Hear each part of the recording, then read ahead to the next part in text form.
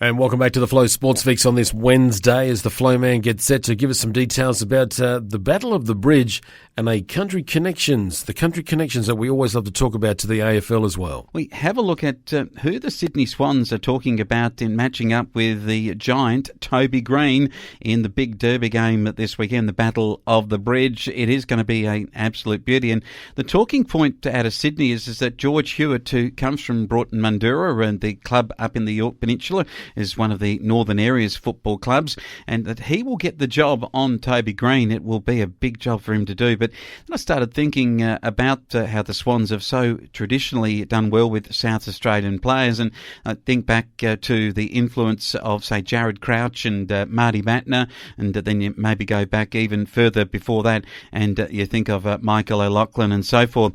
But the Swans have done really well with their current crop of South Australian players. And when you think of the names like Jordan Dawson out of the Road Footy Club, or you add to that Will Hayward, another boy out of North Adelaide, might even put to that Will Gould, who comes from the Lucendale Football Club, Caden Brand from West Adelaide, Malachi Carruthers from Sturt, and then Dylan Stevens from Norwood via Mildura.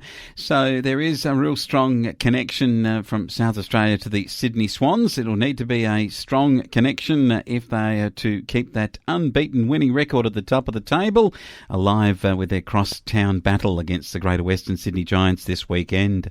And as we get prepared for another 2021 football season in KNT, what an exciting weekend it promises to be this weekend when the football and netball returns in this part of the world. We've got a tremendous start to the season. Penola take on Bordertown, Kybe Bolite play Keith, Mundalla get Narracourt, and then Lucendale play Pathway, which is in itself a really interesting one with their juniors and the fact that they are amalgamated together. So good to see them playing their senior football in the first game against one another. And then Border Districts take on Kingston. A good chance for the Kingston Saints to get a win on the board to start the season. And where Border Districts is going to be this year, well, it's going to be really interesting to see where their recruits line up now that Kaniva Leora is gone, one of the bigger recruiting type sides, over to Victoria for their Horsham District comp now. It's going to be very interesting to see how Border Districts with their recruits go.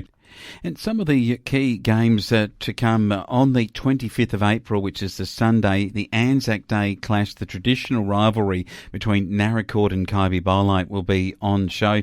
That will be a beautiful game to have a look at. And then if you love your battles in the Tatiara, Keith play Bordertown in round 3 on May the 1st. That will be a absolute beauty. And then for all those that absolutely love a Bordertown Mundalla clash, then it's May the 22nd, round 6 at the Mundalla Oval. The Moots this year are looking to go 4 in a row too, with their Limestone Coast Premiership last year and 2 in KNT in 2018 and 2019. There will be some breaks through the season. It'll be June the 12th for that weekend, where there'll be a Queen's Birthday long weekend break.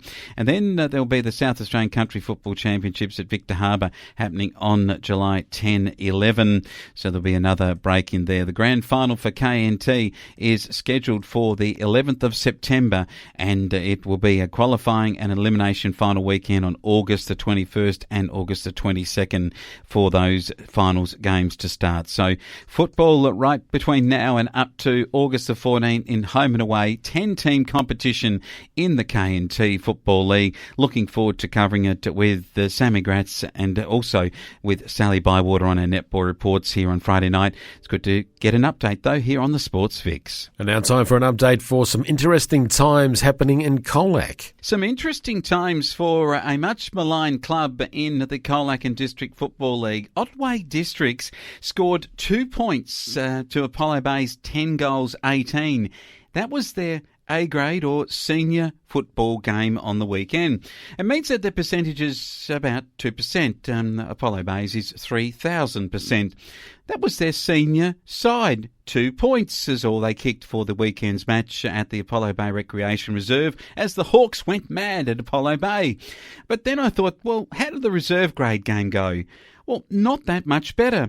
The Bays kicked a goal there. I mean, that was a bit better than their senior side, the reserves, and they can sort of have something that they can hang their hat on in the change rooms after the game.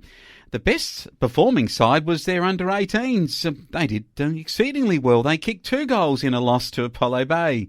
And then their under-14s, well, they didn't fare much better than the others. They just kicked the 1 goal in their loss to Apollo Bay. The Mays won all 4 games convincingly, and Apollo Bay are celebrating. But to poor old Otway Districts, well, they're just not quite able to match it with these sides.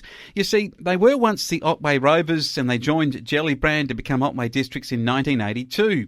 It hasn't yielded any success. The last premiership was the Otway Rovers back in 1968. So it's been a long time between drinks, and it doesn't look like Otway Districts this year will fare too much better. Yes, they haven't won a premiership in Colac District football in the amalgamated 1982 sides, Gellibrand and Otway Rovers.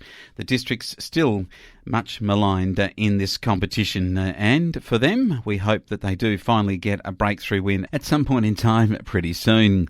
We head to the Wimmera now, and Tom Berry is the younger brother of Brisbane Lions player Jared Berry, who's quite a star for that club. Tom also is on the Brisbane Lions list. He comes from the football factory in the Wimmera, the Horsham Saints. And while the younger Berry hasn't yet enjoyed the success of Jared, the older Berry, he was drafted in the 2018 draft at number 36. He made his debut on June the 13th, 2020. And the Lions took on Fremantle, and he is credited with one of the marks of the year last year, that one running back into the pack in the Jonathan Brown style, which excited everyone. Now, when you take a look at Berry, you go back a few years, and I like to do this with some of our stars that end up being drafted from our local regions. Berry played in the under-14 grand final back in 2014 in the Wimmera football competition. On that day, the Horsham Saints got up 7-10-52 to beat Stawell 8-3-51 in an absolute thriller. It was a cliffhanger, and it was one when a young Tom Berry starred for the Horsham Saints, best player on the ground.